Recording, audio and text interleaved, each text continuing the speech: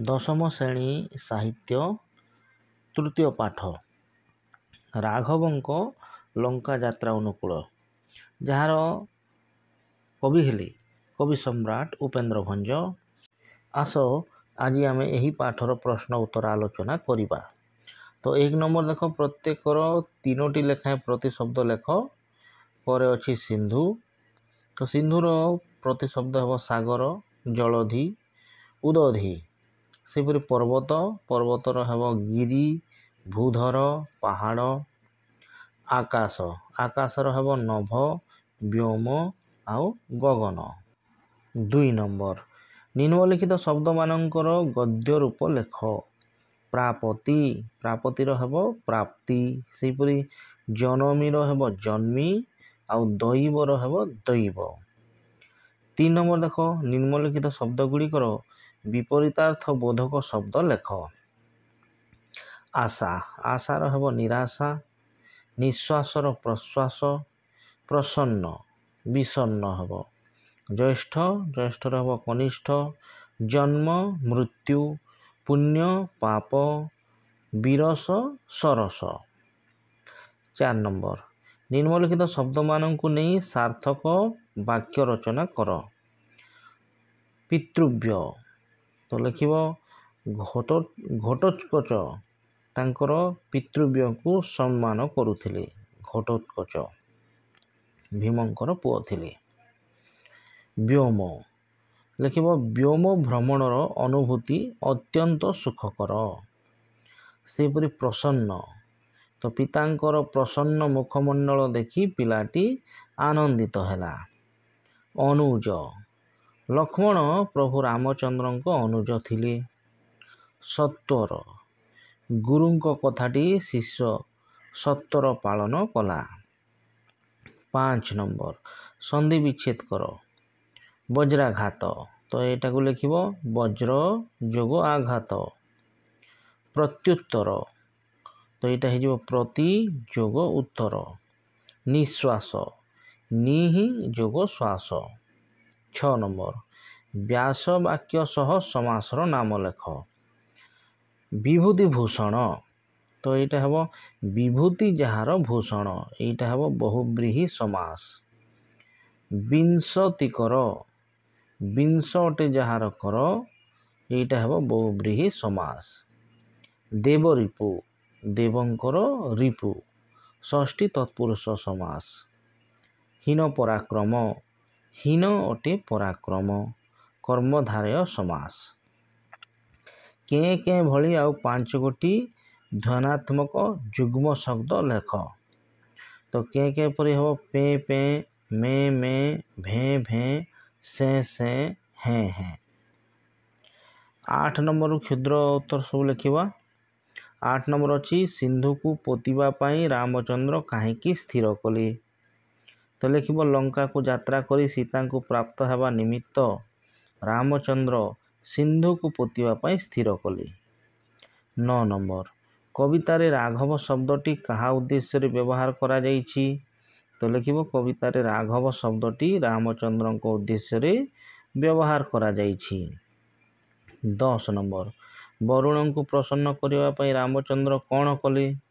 ତ ବରୁଣଙ୍କୁ ପ୍ରସନ୍ନ କରିବା ପାଇଁ ରାମଚନ୍ଦ୍ର କୁଶାସନରେ ଅନଶନ ବ୍ରତ ଆରମ୍ଭ କଲେ। 11 ନମ୍ବର, ରାବଣ ଶୁକସାରଣଙ୍କ ମାଧ୍ୟମରେ ବିଭୀଷଣଙ୍କ ପାଖକୁ କି ବାର୍ତ୍ତା ପଠାଇଲେ। ତ ରାବଣ ଶୁକସାରଣଙ୍କ ମାଧ୍ୟମରେ ବିଭୀଷଣଙ୍କ ପାଖକୁ ବାର୍ତ୍ତା ପଠାଇଥିଲେ ଯେ ବିଭୀଷଣ ପିତୃତୁଲ୍ୟ ବଡ଼ ଭାଇଙ୍କ କଥାକୁ ମନ୍ଦ ନ ଭାବି ରାଜବିଭୂତି ତ୍ୟାଗ କରି ସନ୍ନ୍ୟାସୀର ଶରଣ ନେବା ଉଚିତ ନୁହେଁ। 12 ନମ୍ବର, ଅଙ୍ଗଦ ନିକଟକୁ ରାବଣ କି ସନ୍ଦେଶ ପ୍ରେରଣ କଲେ। ତ ଅଙ୍ଗଦ ନିକଟକୁ ରାବଣ ସନ୍ଦେଶ ପ୍ରେରଣ କରିଥିଲେ ଯେ ଅଙ୍ଗଦ ପିତୃହନ୍ତା ପ୍ରତି ଭକ୍ତି ନ କରି କଳହ ରଚନା କରି ପିତାଙ୍କର ସାନ ଭାଇ ଓ ସୈନ୍ୟ ସାମନ୍ତ ସହିତ ପ୍ରତ୍ୟାବର୍ତ୍ତନ କରୁ। 13 ନମ୍ବର, ରାବଣର ବାର୍ତ୍ତା ନେଇ ଅଙ୍ଗଦ ନିକଟକୁ କିଏ ଆସିଥିଲେ। ତ ରାବଣର ବାର୍ତ୍ତା ନେଇ ଅଙ୍ଗଦ ନିକଟକୁ ଶୁକସାରଣ ଆସିଥିଲେ। 14 ନମ୍ବର, ରାବଣର ବାର୍ତ୍ତା ଶୁଣି ଅଙ୍ଗଦ କି ପ୍ରତିକ୍ରିୟା ପ୍ରକାଶ କଲେ? ତ ରାବଣର ବାର୍ତ୍ତା ଶୁଣି ଅଙ୍ଗଦ ବଜ୍ରାଘାତ ସମ ଚାପୁଡ଼ା ପ୍ରହାର କଲେ। 15 ନମ୍ବର ମନ୍ତ୍ରୀ ଦ୍ୱୟ ରାବଣ ନିକଟରେ କି ଉକ୍ତି ପ୍ରକାଶ କଲେ? ତ ମନ୍ତ୍ରୀ ଦ୍ୱୟ ରାବଣ ନିକଟରେ ପ୍ରକାଶ କଲେ ଯେ ସୀତାଙ୍କୁ ସମର୍ପଣ କଲେ ବିଭୀଷଣ ପ୍ରତ୍ୟାବର୍ତ୍ତନ କରିବେ।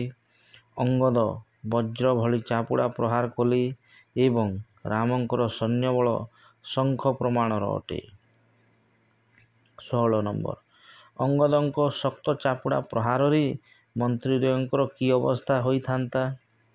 ତ ଅଙ୍ଗଦଙ୍କର ଶକ୍ତ ଚାପୁଡ଼ା ପ୍ରହାର ଦେହରେ ବାଜିଥିଲେ ମନ୍ତ୍ରୀଦ୍ୱୟ ଚୂର୍ଣ୍ଣ ହୋଇଯାଇଥାନ୍ତେ ନତୁବା ପାତାଳରେ ପଡ଼ିଥାନ୍ତେ। 17 ନମ୍ବର ଶ୍ରୀରାମଙ୍କ ସୈନ୍ୟ ସଂଖ୍ୟା କେତେ ବୋଲି ମନ୍ତ୍ରୀଦ୍ୱୟ କଳନା କଲେ? ତ ଶ୍ରୀରାମଙ୍କ ସୈନ୍ୟ ସଂଖ୍ୟା ଶଙ୍ଖ ପ୍ରମାଣ ବୋଲି ମନ୍ତ୍ରୀଦ୍ୱୟ କଳନା କଲେ। ଶଙ୍ଖ କହିଲେ ଲକ୍ଷ କୋଟି ସଂଖ୍ୟା। 18 ନମ୍ବର ସମୁଦ୍ର ତରିବା ନିମନ୍ତେ ରାଘବ କ'ଣ ପାଞ୍ଚିଥିଲେ? ତ ସମୁଦ୍ର ତରିବା ନିମନ୍ତେ ରାଘବ କୁଶଶଯ୍ୟା ରଚନା କରି ବରୁଣଙ୍କୁ ତୃପ୍ତ କରିବାକୁ ପାଞ୍ଚିଥିଲେ। ତାପରେ 19 ନମ୍ବର ସରଳାର୍ଥ ଅଛି। ବିସ୍ମୟୀ ନିଶ୍ୱାସ ତେଜି ବରୁଣ ପ୍ରସନ୍ନେ ବିନାଶନରେ ଶୟନ ସେ ଦର୍ଭ ଶୟନେ ଯେ। ତ ଏଇଟାକୁ ଲେଖିବ ବିସ୍ମୟୀ ... ଦର୍ଭ ଶୟନେ ସେ। ତାପରେ ହେବ ଯେ ସଂଶିତ ପଦ୍ୟାଂଶଟି ରାଘବଙ୍କ ଲଙ୍କା ଯାତ୍ରାନୁକୂଳ ଶୀର୍ଷକ କବିତାରୁ ଆନିତ। ଆଲୋଚ୍ୟ ପ୍ରସଙ୍ଗରେ କବି ସମ୍ରାଟ ଉପେନ୍ଦ୍ର ଭଞ୍ଜ ଶ୍ରୀରାମଙ୍କ ବରୁଣ ଉପାସନା ବିଷୟରେ ବର୍ଣ୍ଣନା କରିଛନ୍ତି। ତାପରେ ଲେଖିବ ଯେ ଲଙ୍କାର ରାଜା ରାବଣ ସୀତାଙ୍କୁ ଅପହରଣ କରିନେବା ବାର୍ତ୍ତା ପାଇ ରାମଚନ୍ଦ୍ର ସୀତାଙ୍କୁ ଉଦ୍ଧାର କରିବା ନିମିତ୍ତ ପ୍ରୟାସ କରିଥିଲେ। ସମୁଦ୍ର ପାର ହୋଇ ଲଙ୍କା ଯାତ୍ରା ପାଇଁ ସେ ସମୁଦ୍ରରେ ବନ୍ଧ ବାନ୍ଧିବାକୁ ବିଚାର କଲେ। କପିସେନା ଯେତେ ପର୍ବତ ଆଣି ସମୁଦ୍ରରେ ପକାଇଲେ ମଧ୍ୟ ତାହା ବୁଡ଼ିଗଲା। ଏଥିରେ ବିସ୍ମିତ ହୋଇ ଶ୍ରୀରାମ ବରୁଣ ଦେବତାଙ୍କୁ ତୃପ୍ତି କରିବାକୁ ଉପାସନା ବ୍ରତ କଲେ। ଅସନ ତ୍ୟାଗ ପୂର୍ବକ କୁଶାସନରେ ସେ ବରୁଣଙ୍କୁ ଭକ୍ତି ନିବେଦନ କଲେ। ପ୍ରସଙ୍ଗଟି ଶ୍ରୀରାମଙ୍କ ତପ ନିଷ୍ଠା ପ୍ରତିଫଳିତ। 20 ନମ୍ବର ବିଭୂତି କି ଭୁଞ୍ଜୁଥିଲୁ ବିଭୂତି ଭୂଷଣେ ବଡ଼କୂଳେ ଜନମି ଶରଣ କି କାରଣେ ଯେ। ତ ଏହାକୁ ଲେଖିବ ବିଭୂତି କି ... କାରଣେ ଯେ। ସଂଶିତ ପଦ୍ୟାଂଶଟି ରାଘବଙ୍କ ଲଙ୍କା ଯାତ୍ରାନୁକୂଳ ଶୀର୍ଷକ କବିତାରୁ ଆନିତ। ଆଲୋଚ୍ୟ ପ୍ରସଙ୍ଗରେ କବି ସମ୍ରାଟ ଉପେନ୍ଦ୍ର ଭଞ୍ଜ ରାବଣ ଶୁକସାରଣଙ୍କ ଦ୍ୱାରା ବିଭୀଷଣଙ୍କ ନିକଟକୁ ପଠାଇଥିବା ବାର୍ତ୍ତା ବିଷୟରେ ବର୍ଣ୍ଣନା କରିଛନ୍ତି। ତାପରେ ଲେଖିବ ରାବଣର କଟୁକ୍ତି ଓ ମନ୍ଦ ବ୍ୟବହାରରେ ଅସନ୍ତୁଷ୍ଟ ହୋଇ ବିଭୀଷଣ ଶ୍ରୀରାମଙ୍କ ଶରଣ ନେଇଥିଲେ। ଲଙ୍କାପୁର ଛାଡ଼ି ଶ୍ରୀରାମଙ୍କ ପକ୍ଷରେ ଥିବା ସାନଭାଇ ପାଖକୁ ଫେରି ଆଣିବା ନିମିତ୍ତ ରାବଣ ଶୁକ ଓ ସାରଣ ମନ୍ତ୍ରୀଦ୍ୱୟଙ୍କୁ ତାଙ୍କ ନିକଟକୁ ଚାର ରୂପେ ପ୍ରେରଣ କରିଥିଲେ।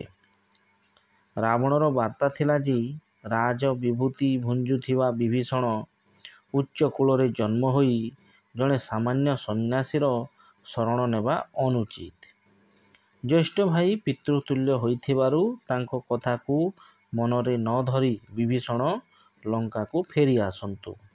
ଶେଷରେ ଲେଖିବ ପ୍ରସଙ୍ଗଟି ଶିକ୍ଷାମୂଳକ। 21 ନମ୍ବର ବାଜିଥିଲେ ଚୂର୍ଣ୍ଣ ବା ପାତାଳେ ଭଜିଥିବ ବିନ୍ଧ୍ୟଭାନୁ ତୋଷୀ ହେଲେ ବଞ୍ଚାଇ ଦଇବ ଯେ। ତ ଏଇଟା ଲେଖିବ ବାଜିଥିଲେ ... ଦଇବ ଯେ। ସଂଶିତ ପଦ୍ୟାଂଶଟି ରାଘବଙ୍କ ଲଙ୍କା ଯାତ୍ରାନୁକୂଳ ଶୀର୍ଷକ କବିତାରୁ ଆନିତ। ଆଲୋଚ୍ୟ ପ୍ରସଙ୍ଗରେ କବି ସମ୍ରାଟ ଉପେନ୍ଦ୍ର ଭଞ୍ଜ ରାବଣ ନିକଟରେ ଶୁକ ସାରଣଙ୍କର ଭାବାବେଗ ବିଷୟରେ ବର୍ଣ୍ଣନା କରିଛନ୍ତି। ରାବଣର ବାର୍ତ୍ତା ନେଇ ମନ୍ତ୍ରୀ ଶୁକ ଆଉ ସାରଣ ଶ୍ରୀରାମଙ୍କ ଶରଣ ନେଇଥିବା ବିଭୀଷଣ ଏବଂ ଅଙ୍ଗଦଙ୍କ ନିକଟକୁ ଯାଇଥିଲେ। ସେମାନେ ଅଙ୍ଗଦଙ୍କୁ ରାବଣର ବାର୍ତ୍ତା ଦେଇ ତାଙ୍କର କ୍ରୋଧର ଶିକାର ହୋଇଥିଲେ। କ୍ରୋଧ ଜର୍ଜରିତ ଅଙ୍ଗଦ ବଜ୍ରାଘାତ ଭଳି ଯେଉଁ ଚାପୁଡ଼ା ପ୍ରହାର କରିଥିଲା ତାହା ତାଙ୍କ ଦେହରେ ବାଜିଥିଲେ ସେମାନେ ଚୂର୍ଣ୍ଣ ହୋଇଯାଇଥାନ୍ତେ ଅଥବା ପାତାଳଗାମୀ ହୋଇଯାଇଥାନ୍ତେ, କିନ୍ତୁ ବିଧାତାଙ୍କ ଆଶୀର୍ବାଦରୁ ଜୀବନ ବଞ୍ଚାଇ ପାରିଲେ। ଶେଷରେ ଲେଖିବ ପ୍ରସଙ୍ଗଟି ବାସ୍ତବ ଧର୍ମୀ। ଏହିପରି ଭାବରେ ସବୁ ପ୍ରଶ୍ନର ଉତ୍ତର ଲେଖିବ। ଧନ୍ୟବାଦ।